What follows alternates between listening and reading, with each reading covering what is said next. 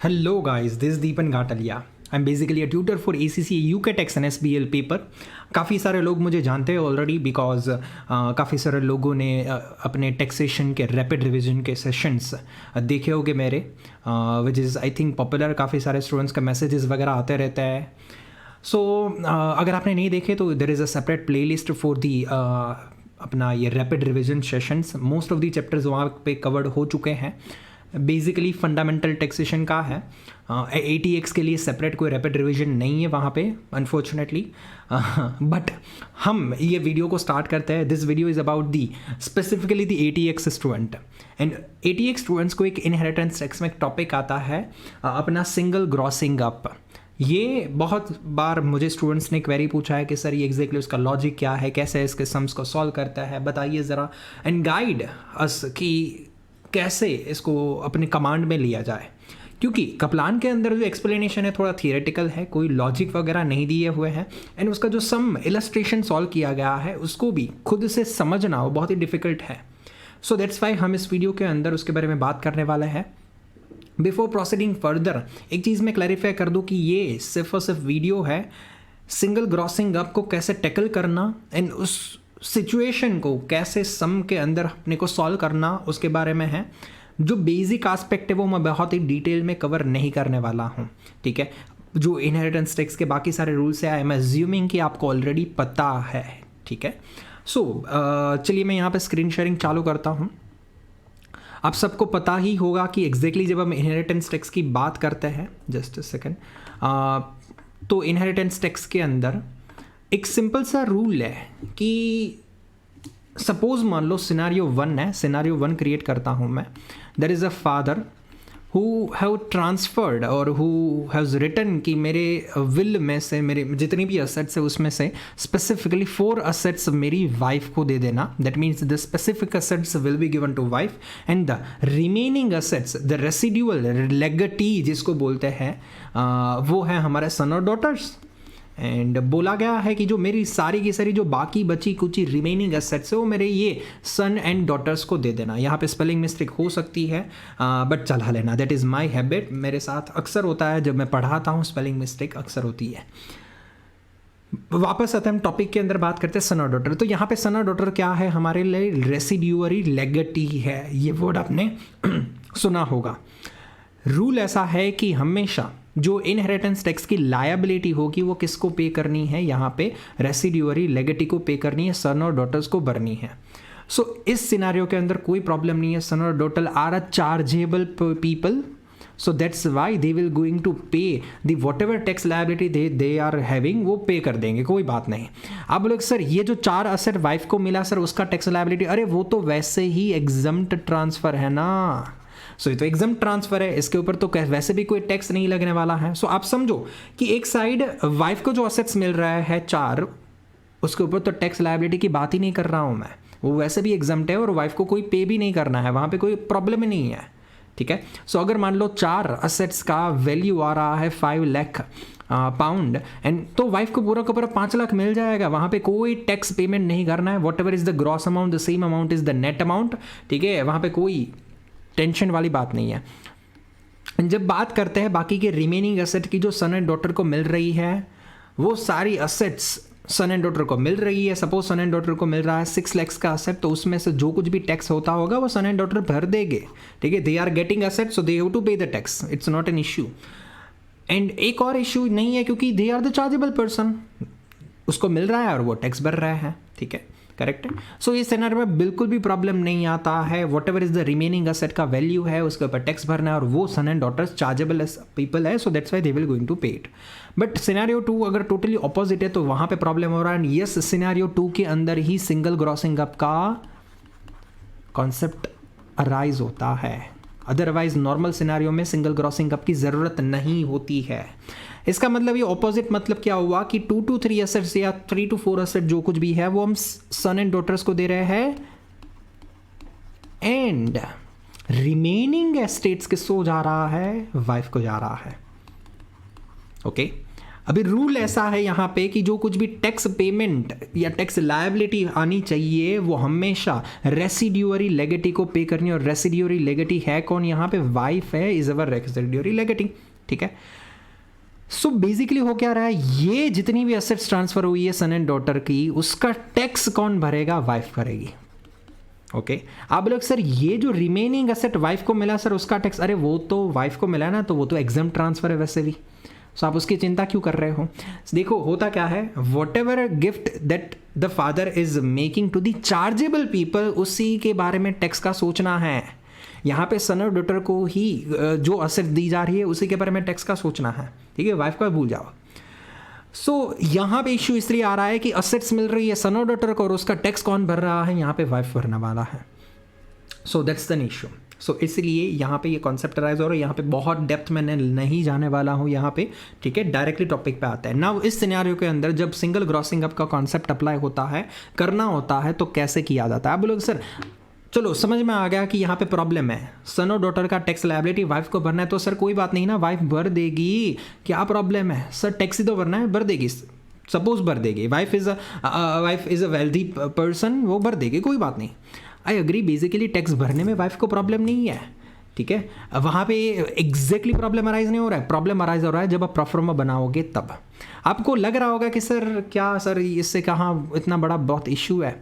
देखो tax compute करना या तो हमारा डेथ एस्टेट का जो हमने प्रोफार्मा पढ़ा हुआ है वो कंप्लीट ही नहीं हो पाएगा अगर we are having a second scenario in the question. अगर हमारे पास ऐसा सिनारियो क्रिएट करके दिया हुआ है क्वेश्चन के अंदर, सो हम हमारा सम सॉल्व नहीं कर पाएंगे। ओके इसीलिए सिंगल ग्रॉसिंग अप की ज़रूरत है। यहाँ पे इलॉजिकली यहाँ पे सन डॉटर का ट्रांसफर के ऊपर वाइफ को टैक्स भरना हो रहा है, वो तो एक छोटा सा प्रॉब्लम है। सबसे बड़ा प्रॉब्लम ये आ रहा है कि प्रोफार्मा कंप्लीट नहीं हो पाएगा। कैसे, मैं आपको बताता हूँ ये प्रोफार्मा कैसे बनता है। मैं क्विकली आपको रिवाइज करवा देता हूँ। ये प्रोफार्मा डेथ एस्टेट का बनता है, पहले टोटल एस्टेट लिखते हैं, टोटल एस्टेट के बाद हम लायबिलिटीज़ को डिडक्ट करते हैं, छोटी मोटी कोई लायबिलिटीज़ है तो उसके बाद हम क्या डिडक्ट करते हैं, एग्जम्प्ट ट्रांसफर्स को डिडक्ट करते हैं। अभी यहाँ पे एग्जम्प्ट ट्रांसफर्स के अंदर कौन से एग्जम्प्ट ट्रांसफर्स जनरली आता है हमारा चैरिटेबल डोनेशन, एंड दूसरा आता है gift to wife.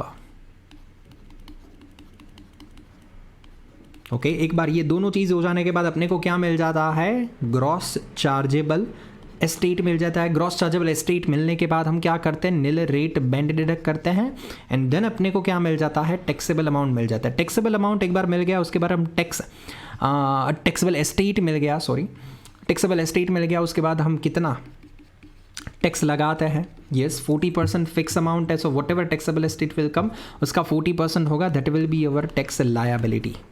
Okay so 40% करके मैं यहाँ पे टैक्स लायबिलिटी लिख रहा हूँ, इनहेरिटेंस टैक्स लायबिलिटी। अभी हम लोग क्या करते हैं, देखो सिंगल ग्रॉसिंग अप का कॉन्सेप्ट ऐसा है कि जो मैं थियोरेटिकल वे में आपको नहीं समझा पाऊंगा उसका लॉजिक, उसके लिए मुझे फिगर्स की मदद चाहिए होगी। इसीलिए मैं यहाँ पे कपलान के अंदर जो दिया गया है इलस्ट्रेशन 5 है एडवर्ड एगर वाला, वो ले रहा हूँ। अगर आपके सामने अभी कपलान नहीं खुला है तो प्लीज़ खोल दीजिए, अगर ई बुक वगैरह है तो वो भी साइड में खुली रखिए, whatever you are having. मेरे पास अभी यहाँ पे फिजिकल कॉपी है and I do have the illustration 5 in front of me. तो चलिए इस इलस्ट्रेशन को सॉल्व करते हैं। मैं वन बाय वन आपको एक्सप्लेनेशन देता रहूँगा, लॉजिक देता रहूँगा कि कैसे हम इसको सॉल्व करने वाले हैं। इस पूरे सिंगल ग्रॉसिंग अप को सॉल्व करने के लिए हमारे पास यहाँ पे 3 प्रोफार्मास हैं। इन 3 प्रोफार्मास को कंप्लीट करके अपने को पूरा सम हो जाएगा, ठीक है। एंड ये लिस्ट है, 3 प्रोफार्मा मैं वन बाय वन सिखाने वाला हूँ, वो तीनों कंप्लीट करना है तो आपका सम हो जाएगा। पहला प्रोफार्मा ऑलरेडी बन चुका है, डेथ एस्टेट का प्रोफार्मा। ओके तो अभी 2 प्रोफार्मा बाकी। बट बिफोर प्रोसीडिंग फर्दर एक बार क्वेश्चन पढ़ लेते क्या दिया है। क्वेश्चन दिया गया है, Edward Egar was a wealthy client of yours, his estate value is 9 lakh. Okay so total estate हो गया हमारा 9 लाख का। Okay and he had made no lifetime gift, that means मेरा जो निल रेट बैंड है वो पूरा का पूरा मिल जाएगा 325 का, कोई प्रॉब्लम नहीं है। ओके उसके बाद हमको दिया गया है कि कुछ एस्टेट्स दिया गया है, हॉलीडे कोटेज दिया गया है सन को, बट वो तो चार्जेबल एस्टेट है। Okay legacies of 110,000 each in the cash to his 2 daughters। Okay कोई बात नहीं है। Legacy of 50,000 in cash to charity, तो ये एग्जम्प्ट ट्रांसफर है, यहाँ पे 50,000 का डिडक्शन लेना पड़ेगा। Apart from that residue to his wife, that means कुछ अमाउंट का असेट जो है वो अपने वाइफ को दिया जा रहा है, बट वो अमाउंट पता नहीं है अपने को. The amount is not given and it's not possible to know right ना, वो पॉसिबल ही नहीं अभी पता हो सके. ओके यही दिक्कत है. मैं जो बोल रहा था ना कि स्टूडेंट्स ये प्रोफर्मा नहीं हो पाएगा, टैक्स लायबिलिटी कंप्यूट नहीं कर पाओगे आप यहाँ पे, वो इसके कारण है कि how much amount we should write in front of the wife transfer, वो नहीं पता है. ओके सो क्या करें, प्रोफर्मा नहीं आगे बढ़ेगा, आपको ग्रॉस सर्चेबल एस्टेट नहीं पता चलेगा, नहीं कुछ हो सकता. सो टेम्परली इस प्रोफर्मा को अपने को होल्ड पे रखना पड़ेगा. मुझे सेकंड प्रोफर्मा बनाना है. कैसा प्रोफर्मा बनाना है? I will have to prepare a list of the transfers. अब लोग सर वो क्वेश्चन में दिया गया, आई नो कि लिस्ट ऑफ ट्रांसफर्स क्वेश्चन में दिया है कि भाई पहला ट्रांसफ़र सपोज मान लो चैरिटी का है, चैरिटी को कितना दे रहे हैं हम लोग 50,000.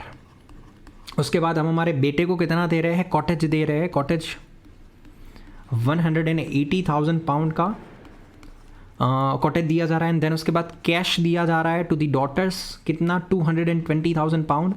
1,10,000 का कैश है और हमारी there are 2 daughters given in the question, 2 daughters दिया गया है तो 220 किया मैंने. एंड बाकी का कुछ रेसिड्यूअल अमाउंट वाइफ को दिया जा रहा है. अभी वाइफ को कितना दिया जा रहा है वो पता नहीं है. एंड यहाँ पे एक चीज़ मिस हो रही है और वो है टैक्स. स्टूडेंट्स टैक्स भी तो पे होगा, ठीक है. So there will be some of the amount we need to give to HMRC as an tax liability, और वो भी अपने को अभी पता नहीं, क्योंकि प्रोफर्मा नहीं बनेगा तब टैक्स नहीं पता चलेगा. ओके सो ये दोनों में से कोई चीज़ पता नहीं है, बट एक चीज़ मैं कंफर्म बता सकता हूँ कि ये जितनी भी अमाउंट आएगी हमारे पास उस सबका टोटल करेंगे ना, तो मेरा यहाँ पे 9 लाख का अमाउंट हो जाना चाहिए, क्योंकि फादर के पास कितना एस्टेट पड़ा हुआ है, 9 लाख का. So this is how the whole distribution we have to make in reality कि 9 लाख का है, इसमें से इतनी इतनी अमाउंट इतनी जगह को जाने वाली है. हाँ 2 चीज़ें मुझे यहाँ पे नहीं पता है, ठीक है. बट एक चीज़ मुझे आप बताओ कि ये जो 50,000 का चैरिटी वाला है, ठीक है, वो एग्जम्प्ट ट्रांसफर है, तो क्या उसके ऊपर टैक्स भरना पड़ेगा अपने को? No, we don't need to pay the any kind of the tax on this 50,000. And क्या ये वाइफ को जो ट्रांसफर हो रहा है उसके ऊपर भी टैक्स भरना है? No, we once again don't need to pay any kind of the tax to on the base of this particular transfers. Okay तो मुझे जो यहाँ पे टैक्स का अमाउंट चाहिए जो मुझे अभी टेम्पररी पता नहीं है, क्या मैं बोल सकता हूँ कि ये दोनों फिगर्स के बेसिस पे मुझे पता चल सकता है? Because these 2 figures are the chargeable transfers, और वो दोनों फिगर्स का टोटल अगर करो तो आपको क्या आ जाएगा, 4 लाख का अमाउंट आ जाएगा. सो एग्जैक्टली लॉजिकली सोचे तो HMRC को इस 4 लाख के ट्रांसफर्स के ऊपर ही अपने को टैक्स भरना है, बाकी दोनों तो एग्जम्प्ट ट्रांसफर्स है. सही है. So that's a simple logical one. तो अभी यहाँ पे थर्ड प्रोफर्मा के अंदर आते हैं. सेकंड प्रोफर्मा वंस अगेन एक होल्ड पे रहेगा, पेंडिंग रहेगा. थर्ड प्रोफर्मा बहुत ही इंपॉर्टेंट है स्टूडेंट्स. अभी यहाँ पे 4 लाख का जो अमाउंट आ रहा है वो एग्जैक्टली क्या है? It's nothing but the transfer we have made to the son और डॉटर्स. ओके क्या मैं बोल सकता हूँ कि ये 4 लाख का अमाउंट है ना, वो डायरेक्टली नेट अमाउंट है, सन और डॉटर को ये full and final net amount मिलेगा? ऐसा नहीं है कि सन और डॉटर को 4 लाख मिलेगा एंड देन सन और डॉटर्स को इसमें से कोई टैक्स भरना है. हमने पहले ही बोला कि the tax will be borne by the wife. The tax will not be borne by the son or daughter. It will be borne by the residuary legatee, and residuary legatee कौन है? Wife है. सो क्या मैं बोल सकता हूँ कि ये जो 4 लाख है ना वो ग्रॉस अमाउंट नहीं है, ये directly full and final net amount है. That is the full and final amount that son और daughter will going to get on hand. उसके बाद अभी कोई डिडक्शंस नहीं हो गए, उसको 4 लाख मिलेगा एंड मिलेगा. That is the confirmed one. Okay otherwise generally अगर मैं बताऊं, हालांकि यहाँ पे तो फुल एंड फाइनल 4 लाख क्या है, नेट अमाउंट है. सही है. अदरवाइज जनरली क्या होता है कि सपोज मान लो 100 आपको मिल रहा है, उसमें से अगर 40 का टैक्स भरना है, इनहेरिटेंस टैक्स भरना है, तो आपके हाथ में कितना बचता है? 60 बचता है. ठीक है. So that means it's 100 is the gross amount, फिर उसमें से टैक्स भरो आप, तो आपके हाथ में कितना बचता है? नेट अमाउंट बचता है 60. बट ये वाले सिनारियो के अंदर मेरे को नेट अमाउंट कितना मिला? 4 लाख मिला. 4 lakh is my net amount. Correct है. सो अगर आप मैथमेटिकल दिमाग अपना अप्लाई करें तो 4 लाख में से रिवर्स कंप्यूटेशन करके क्या आपको टैक्स का अमाउंट मिल सकता है? क्या आपको ग्रॉस अमाउंट मिल सकता है? यस मिल सकता है. Basically lots of the students makes mistake over here कि वो रिवर्स कंप्यूटेशन मैथमेटिकल दिमाग लगा के करते हैं कि 4 लाख इंटू 40/60 करते हैं तो अपने आप टैक्स का अमाउंट आ जाएगा यहाँ पे. बट ये गलती नहीं करनी है स्टूडेंट्स. देखो टैक्स जो है यहाँ पे वो डायरेक्टली 4 लाख के ऊपर नहीं लगेगा। यहीं एक जगह पे एक रूल आ रहा है, ठीक है, यहाँ पे ज़रा ध्यान देना। टैक्स जो मैथमेटिकली देखने जाए तो 4 लाख के ऊपर डायरेक्टली 40/60 करके टैक्स लग जाना चाहिए, बट ऐसा नहीं है। हम सबको पता है कि हमेशा जब हमारे पास कोई अमाउंट है उसमें से अपने 325 का निल रेट बैंड लेते हैं, यहाँ पे भी लेना है। टैक्स हमेशा आफ्टर निल रेट बैंड लगता है। Okay, so that's why I will have to consider the 325 nil rate band. So मेरे पास अभी अमाउंट आ रहा है 75,000 पाउंड का। ये 75,000 के ऊपर अब मैं कर सकता हूँ 40/60 और मेरे को आंसर आ जाएगा टैक्स का, और वो हो जाएगा 50,000 pound. I hope you got it कि मैंने निल रेट बैंड कंसिडर करने के बाद की अमाउंट क्यों ली है। Okay, so for the purpose of the taxation मुझे 40/60 करना है, but not on the 4 lakh amount but on the 75,000 amount only. यहाँ पे अक्सर स्टूडेंट्स गलती करते हैं, निल रेट बैंड को कंसिडर नहीं करते, इसलिए मैं बोल रहा हूँ कि ये तीसरा वाला प्रोफार्मा बहुत ही इंपॉर्टेंट है एंड इसको रट्टा मारना, याद रखना बहुत ही ज़रूरी है। मैंने बहुत सिंपल वे में, कोई बहुत हाई फाई रूल्स अप्लाई नहीं किए, सिंपल लॉजिक अप्लाई किया है कि gross minus tax is equal to net होता है, ठीक है। बट अब जब रिवर्स कंप्यूटेशन टैक्स का कर रहे हो तब टैक्स में एक चीज़ ध्यान रखना कि वो निल रेट बैंड कंसिडर करना है। तो अब तो मेरे पास ग्रॉस अमाउंट आ गया, कितना आ गया 450 का, हाँ यस 450 का आ गया, उसमें 50,000 निकल जाएंगे तो 4 लाख बचेंगे। ओके, तो ग्रॉस आ गया, बट अपने मोस्ट इंपॉर्टेंटली क्या है, टैक्स का अमाउंट मिल गया। टैक्स का अमाउंट मिल गया क्यों? अरे मेरे को यहाँ पे देखो टैक्स का अमाउंट बाकी था ना, तो अभी मैं यहाँ पे लिख सकता हूँ टैक्स का अमाउंट 50,000। सो अगर लेट्स से सपोज आपके पास यहाँ पे ऑलरेडी 50,000 है तो आपको वाइफ का अमाउंट भी मिल सकता है, which is the balancing figure. Yes, जो बैलेंसिंग फिगर आपको मिलेगा वो क्या मिलेगा, 4 लाख मिलेगा, 4 लाख बैलेंसिंग फिगर। कैलकुलेशन करोगे कैलसी में तो हो जाएगा। ओके, सो 4 लाख अभी मेरा बोल सकते हैं कि मेरा सेकंड वाला प्रोफार्मा भी कंप्लीट हो गया, मेरा थर्ड वाला प्रोफार्मा भी कंप्लीट हो गया है। सेकंड वाले प्रोफार्मा के अंदर अभी सारे फिगर्स आ गए हैं। वाइफ को कितना मिलने वाला है, 4 लाख मिलने वाला है after paying the HMRC the 50,000 pound of the tax liability. Tax पे करने के बाद वाइफ को 4 लाख पाउंड मिलने वाले हैं। So I should write here the gift to wife is 4 lakh pound. Okay, so अगर इन दोनों का डिडक्शन ले ले तो आपका ग्रॉस चार्जेबल एस्टेट कितना आ रहा है, 4,50,000। उसमें से 325 का अगर आप यहाँ पे निल रेट बैंड ले लेते हो तो आपका टैक्सेबल एस्टेट आ जाएगा 125 का। एंड देन उसके अंदर 40% आपको अप्लाई करना है तो आपको टैक्स लायबिलिटी आ जाएगी एट दी एंड 50,000 पाउंड। अब लोग सर ये तो सेम अमाउंट है जो नीचे हमने थर्ड प्रोफार्मा में किया था। हाँ वही है, मैं तो सिर्फ क्रॉस वेरीफाई करवा रहा हूँ आपको कि ये 50,000 एंड थर्ड प्रोफार्मा वाले 50,000 दोनों मैच होने चाहिए। अगर नहीं मैच हो रहे हो तो कहीं ना कहीं आपने गड़बड़ किया है। ओके, सो ये जरा क्रॉस वेरीफाई कर देना। टैक्स जो आपने थर्ड प्रोफार्मा में वर्किंग में बनाया था वही सेम यहाँ पे आना चाहिए। ओके, सो आपने देखा किस तरीके से हम लोगों ने 3 प्रोफार्मा बना के हम लोगों ने पूरे के पूरे सम को कंप्लीट किया with applying the single grossing up concept को भी अप्लाई किया। मैं फिर से क्विकली आपको रिवाइज करवा देता हूँ कैलकुलेशन पार्ट हमने कैसे सम को कंप्लीट किया था। पहले हम लोगों ने बेसिक प्रोफार्मा बनाया, जितने फिगर्स हम डाल सकते थे वहाँ पे डाल दिए, रिमेनिंग फिगर्स बाकी रहे। फिर हम लोगों ने एक सिंपल लिस्ट ऑफ ट्रांसफर्स का एक सेपरेट वर्किंग बनाया जहाँ पे हम 1 बाय 1 ट्रांसफर्स लिखते गए। उसमें आइडेंटिफाई कर दिया कि कौन से ट्रांसफर्स एग्जाम्प्ट है कि जो इग्नोर करने हैं। हमको वही सारे ट्रांसफर्स कंसिडर करने थे कि जो चार्जेबल है। चार्जेबल जितने भी ट्रांसफर्स थे उसके बेसिस पे अपने को एक थर्ड प्रोफार्मा बनाना था। बट ये चार्जेबल जो ट्रांसफर्स का अमाउंट आएगा वो नेट अमाउंट आएगा, इसलिए यहाँ पे देख रहे हो कि नेट अमाउंट के सामने मैंने 4 लाख लिखा है। अभी बारी आती है रिवर्स कंप्यूटेशन करने की, टैक्स को ढूंढने की। बट जब हम बात करते हैं टैक्स कंप्यूट करने की तब वहाँ पे डायरेक्टली 4 लाख के ऊपर 40/60 नहीं हो सकता। 325 का निल रेट बैंड डिडक्ट होने के बाद अपने को 40/60 करना है। इस तरीके से मैंने टैक्स का अमाउंट निकाला। एक बार टैक्स का अमाउंट आ गया फिर तो पूरा का पूरा सम बहुत ही ईजी बन जाता है। ठीक है, so this is how you have to complete this whole single grossing up sum. And जो एग्जैक्टली सिंगल ग्रॉसिंग अप में ट्रिकी पार्ट है वो बस ये अंडरस्टैंडिंग ये थर्ड वर्किंग का and computation of this third working is the most crucial one. Still अगर आपको कोई क्वेरी है इस पूरे सिंगल ग्रॉसिंग अप कॉन्सेप्ट के अंदर तो feel free to ask me. ये मेरी मेथोडोलॉजी है, इट मे बी पॉसिबल कि कपलान का मेथड कुछ अलग होए, बट ये गारंटी है कि आपका आंसर सही आएगा, आंसर मैच होगा ही होगा। So here we are done with this basically the whole concept। अगर आपको ये वीडियो पसंद आता है स्टूडेंट्स प्लीज़ लाइक कर देना, शेयर कर देना अपने फ्रेंड सर्कल्स के अंदर। एंड अगर आपने रैपिड रिवीजन वीडियोस नहीं देखे तो you can check that out. And आपको ये वीडियो पसंद आता है, आपको कोई क्वेरी वगैरह है तो you can share your queries और your views in the comment section also, and subscribe to the channel. इस तरीके से ACCA रिलेटेड हम लोग वीडियोस डालते रहते हैं, so you will get the notification also.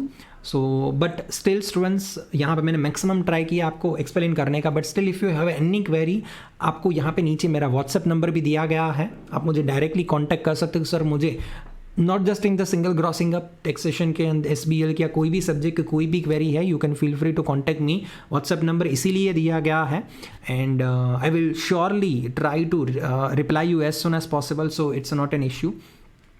Apart from that, अगर आपको पूरे के पूरे स्पेसिफिकली टैक्सेशन या SBL या कोई और सब्जेक्ट की लेक्चरिंग या तो मेंटरिंग लेनी है, and if you want a personalised support from me, then you can feel free to once again message me. WhatsApp number पर मैसेज कर सकते हो, and then I will give you the details कि किस तरीके से लेक्चर्स का fees रह सकता है एंड किस तरीके से सपोर्ट मिलेगा।